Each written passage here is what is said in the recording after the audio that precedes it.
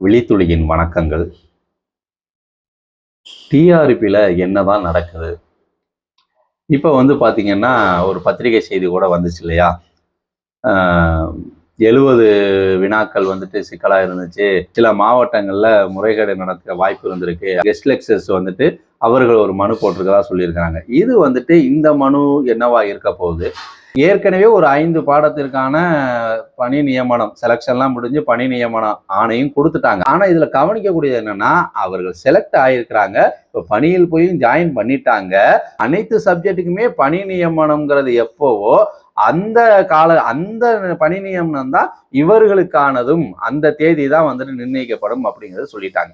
அப்ப முன்கூட்டியே பணி நியமனம் பண்ணியிருந்தாலும் எதற்காகனா, இப்போ இந்த 5 சப்ஜெக்ட்டுக்கு பண்ணிட்டாங்கன்னா நாளைக்கு ப்ரொமோஷன் இந்த மாதிரிலாம் வரும்போது இவர்கள் முந்திக்குவாங்க, இவர்களுக்கான வாய்ப்புகள் போயிடும். அப்போ இவர்களோடவே தேர்வு எழுதி மற்ற சப்ஜெக்ட்ல உள்ளவங்களுக்கு வாய்ப்புகள் இல்லாமல் இருக்கும். அதனால ஒரே நேரத்தில் தேர்வு எழுதியவர்கள் முன்ன பின்ன அவர்கள் பணி வழங்கியிருக்கலாம். ஆனாலும் அந்த பணி நியமனங்கிறது ஒரே நாளாக தான் இருக்கணும்.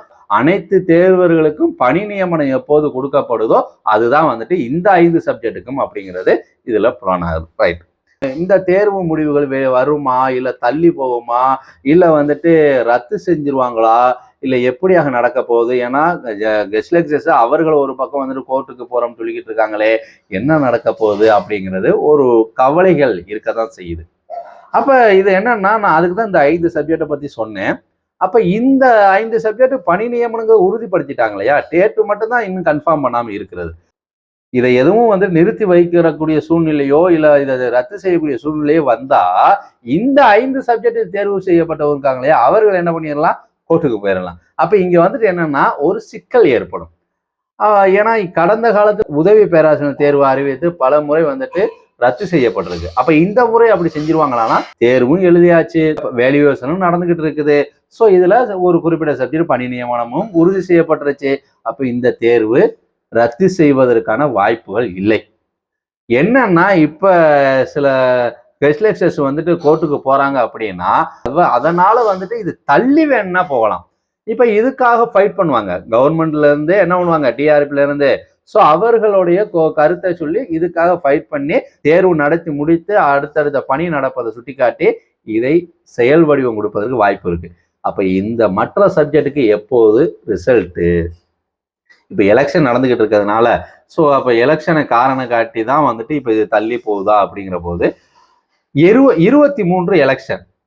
அப்ப 23க்கு அப்புறம் இந்த தேர்வு முடிவுகள் வந்துருமா அப்படிங்கிற அந்த கேள்விகள் இருக்குது.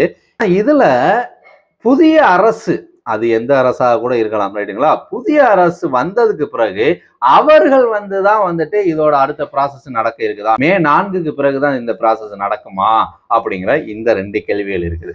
அப்ப கோர்ட்டுக்கு போனாலும் இந்த தேர்வை ரத்து செய்வதற்கான வாய்ப்புகள் இல்லை. அதுல சில ஆதாரங்கள்லாம் அவருக்கு எடுத்து வைத்தாலும் அதுல என்ன காம்ப்ளிமெண்ட் பண்ண முடியுமோ அதைத்தான் பண்ணுவாங்களே தவிர ஒட்டுமொத்தமாக ரத்து செய்வதற்கான வாய்ப்புகள் இல்லை. இப்ப நீங்க எல்லாருமே என்ன மதிப்பெண்ணுங்கிறது ஓரளவு கணிச்சிருப்பீங்க. ஏன்னா அந்த எஸ்ஏ டைப் மட்டும் தான் நமக்கு என்ன மதிப்பெண் கிடைக்கும்னு தெரியாது. மற்றபடி ஓரளவுக்கு உங்களுக்கு மதிப்பெண் என்ன, நீங்க எக்ஸ்பீரியன்ஸ் இருந்துச்சுன்னா அந்த மதிப்பெண் என்ன, எல்லாமே சேர்த்து வச்சு உங்களுக்கான பிக்சர் என்னங்கிறத நீங்க ஓரளவு கணிச்சிருப்பீங்க இல்லையா? அடுத்து உங்களுக்கு நேர்காணல். ஸோ நேர்காணல்ல நீங்க எப்படி உங்களுடைய பிரசன்டேஷன் கொடுக்க போறீங்க, அதற்கு என்ன செய்யலாம் அப்படிங்கிற மட்டும் நீங்க யோசிங்க. அதற்கு உங்களுக்கான கின்ஸ் இன்னைக்கு தேடுறதுங்கிறது பெரிய விஷயம் இல்லை. ஸோ ஏஏ உங்களுக்கு பல வகையில சப்போர்ட் பண்ணுது. அதற்காக எல்லாவற்றையுமே ஏஏவே நம்பி இருந்துட வேண்டாம். ஆனா உங்களுக்கு சில சந்தேகம் இருந்தாலும் அது ஏஐ மூலமா அதை கிளியர் பண்ணிக்கங்க. அது கொடுக்கக்கூடிய தகவலும் சரிதானாங்கிறதையும் அதையும் கிளியர் பண்ணிக்கங்க, ரைட்டுங்களா? ஸோ இப்படியாக உங்களுக்கான அந்த பிரசன்டேஷன் எப்படி பண்ண போறோம்ங்கிறதுல நீங்க அதுல ஒரு தெளிவு பெற்றுக்கங்க.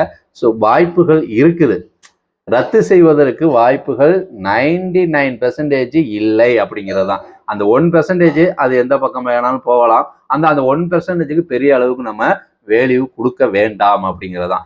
ஸோ கெஸ்ட் லெக்சர்ஸ் அவர்கள் ஏன் இப்படி பண்றாங்க, அவர்களுக்கு தான் வெயிட்டேஜ் மதிப்பெல்லாம் கொடுத்துருக்காங்களே, ஏன் போட்டு கோர்ட்டுக்கு போறதும் வைக்கிறதும் இப்படி பண்ணி வாய்ப்புகளை ஏன் தவற விடுறாங்க அப்படிங்கிற அந்த கேள்விகள் சிலரும் கேட்கக்கூடியதுல அவர்கள் கடந்த காலங்களில் நடந்தது அந்த நடைமுறையே இருக்கும்னு நினைச்சு அவர்கள் இத்தனை காலமா வந்துட்டு அந்த பணியை தொடர்ந்துகிட்டு இருந்ததுனால குறைந்த சம்பளத்துல தான் அவர்கள் அந்த பணியை தொடர்ந்துகிட்டு இருந்தாங்க. ஸோ அப்படி இருக்கும்போது அவர்களுடைய நம்பிக்கை நமக்கான வாய்ப்பு வரும்னு எதிர்பார்த்ததுல கொள்கை முடிவுல மாறிடுச்சு. தேர்வு வச்சுட்டாங்க.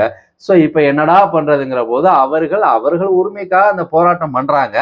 ஆனாலும் கெஸ்ட் லெக்சர்ஸ் வந்துட்டு யாரு இதற்காக வந்துட்டு பெரிய அளவுக்கு வந்துட்டு பூஸ்ட் பண்றாங்க, கோர்ட்டுக்கு போன இந்த தேர்வை ரத்து செய்ய நினைக்கிறாங்க பாத்தீங்கன்னா, கைக்கு வந்து அது வர முடியாம தட்டி போனவர்கள் இருக்காங்க இல்லையா? ஏன்னா பல வருட சீனியாரிட்டி இருக்கக்கூடியவர்கள், அவர்களுடமே பணியில் சேர்ந்தவர்கள் சிலருக்கு வாய்ப்பு கிடைத்து அவர்கள் அசிஸ்டன்ட் ப்ரொஃபஸரா இருக்கக்கூடிய நிலையில தங்களுக்கு அந்த வாய்ப்பு தவிர்க்கப்பட்டுருச்சு அப்படிங்கிறதுனால அவர்களுடைய ஆதங்கம். நம்ம அவர்களை விமர்சனம் பண்ண வேண்டாம். நம்மளுடைய இது அதுதான். ஏன்னா அவர்களுடைய நிலையிலிருந்து அவர் சொல்றாங்க, அந்த நிலையில் நாம் இருந்தாலும் நம்மளும் அப்படித்தான். அப்ப அவர்களை நம்ம விமர்சனம் பண்றதுனால நமக்கு என்ன வந்துட போகுது? தேர்வு சரியா எழுதாதனால தான் அவர்கள் ஏற்கனவே இருந்த அந்த சட்ட போராட்டம் அவங்க பண்ணிக்கிட்டு தான் இருக்கிறாங்க. ஆனா அரசு ஒரு கொள்கை முடிவு எடுத்ததுக்கு பிறகு கோர்ட்டும் வந்துட்டு இதற்கான எவ்வளவு வேக்கன்சின்னு சொல்லிட்டு அந்த வேக்கன்சி தகுந்த மாதிரி வந்துட்டு நீங்க டிஆர்பி தேர்வு நடத்தணும்னு கோர்ட்டும் வந்துட்டு சொல்ல விடயம் தான். ஸோ அப்படிங்கிற போது கோர்ட் நடைமுறையில இருக்கிறத தான் வந்துட்டு அரசும் வந்துட்டு இதை செஞ்சிருக்கிறாங்க.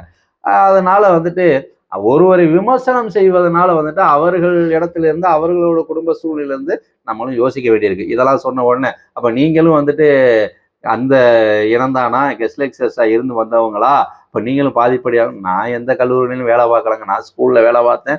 இப்போ செட்டு எக்ஸாம் நம்ம தேர்ச்சி பெற்றதுனால நம்ம வந்துட்டு சரி ஓகே அசிஸ்டன்ட் ப்ரொஃபஸருக்கு ட்ரை பண்ணுவோம்னு ட்ரை பண்ணியிருக்கோம் ரைட்டுங்களா? நமக்கும் அதுக்கும் சம்மந்தம் இல்லை. அந்த எக்ஸ்பீரியன்ஸ் மார்க்கு நமக்கு வராது. நம்ம எழுதியிருக்கக்கூடிய அந்த மதிப்பெண் வந்துட்டு அது ஓரளவு சப்போர்ட் பண்ணால் நமக்கு ஒரு இன்டர்வியூ வருமா அப்படிங்கிற அந்த எதிர்பார்ப்போடு நம்பிக்கையோடு இருக்கக்கூடிய உங்களை போன நானும் ஒருவர் தான் ரைட்டுங்களா? ஆனா அவர்களை வசைப்பாடுவதுங்கிறது எனக்கு அதுல உடன்பாடு இல்லை அப்படிங்க சொல்ல வர்றேன். ஓகேங்களா? ஓகே உறவுகளே, நீங்க உங்களுக்கான நேர்காணலுக்காக உங்களை நீங்க முழுமையா தயார்படுத்திக்கங்க. ஸோ அதுல எப்படி தயாராகணும் என்ன அப்படிங்கிறதெல்லாம் ஸோ இன்னைக்கு உங்க கையிலே எல்லாமே இருக்குது. ஸோ அதனால சுலபமா உங்களை வந்து நீங்க அச்சீவ் பண்ணலாம். நம்பிக்கையோட காத்திருங்க உறவுகளே. நன்றி உறவுகளே.